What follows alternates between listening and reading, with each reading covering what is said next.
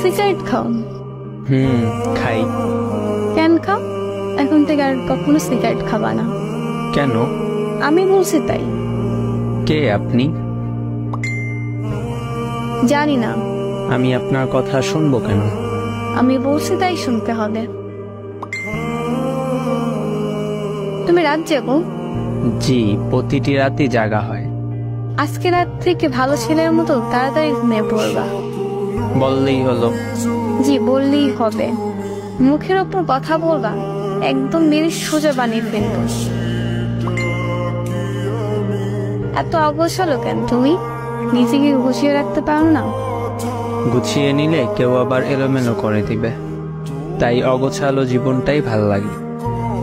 ও আচ্ছা, তুমি এত উৎসুক না কেন? এমনি। খাওয়া দাওয়া ঠিক মতো করো না? এই তো সকালে প্রায় সময় না খেয়ে থাকা হয়, কারণ ঘুম থেকে উঠি 12টার সময়, পরে বিছানায় থাকি 1 ঘন্টা, দুপুর হয়ে যায়, তারপর ফ্রেশ হয়ে একসাথে দুপুরের খাবার খাই, আবার রাত 12টার সময় রাতের খাবার খেয়ে নেই। এভাবেই চলতেছে জীবন। এত এলোমেলো হয়েছে কিভাবে? মানুষকে বিশ্বাস করে ঠকে গিয়েছি, তাই। ও আচ্ছা, মানুষটা ভুল ছিল, তাই ঠকে গেছো? হয়তো। কিন্তু এরকম ভাবে জীবনে চলে না। কাল থেকে সকাল তাড়াতাড়ি উঠতে হয়, খাবার, তারপর কলেজে যাবা, পরে দুপুরে নামাজ পড়া, বাসায় এসে গোসল করবা, দুপুরের খাবার খাবা, আর রাতের খাবার 10টার ভিতর খেয়ে নিবা। 12টা অব্দি আমার সাথে কথা বলবা, তারপর 1 মিনিটও জেগে থাকবা না, বুঝতে পারছো? আমাকে এত শাসন করতেছেন কেন?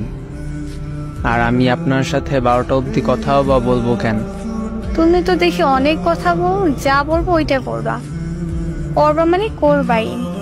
না বললে মায়ের তো খাও নাই আমার হাতে, একদম সোজা করে ফেলবো। কাল থেকে আমার রুটিন শুরু তোমার লাইফে, মনে থাকো যেন। আচ্ছা, কিন্তু? কোনো কিন্তু না, এখন বাই, যা বলছে মনে থাকো যেন। আল্লাহ হাফেজ। আল্লাহ হাফেজ। এমন ইমোজি দিলে কেন? তো কি হয়েছে? ভালো করে বলো, বলতে বলছি। না বললে কি হবে? তুই বলবি নাকি? আচ্ছা, বলতাছি। বল। আল্লাহ হাফেজ। ঠিক আছে।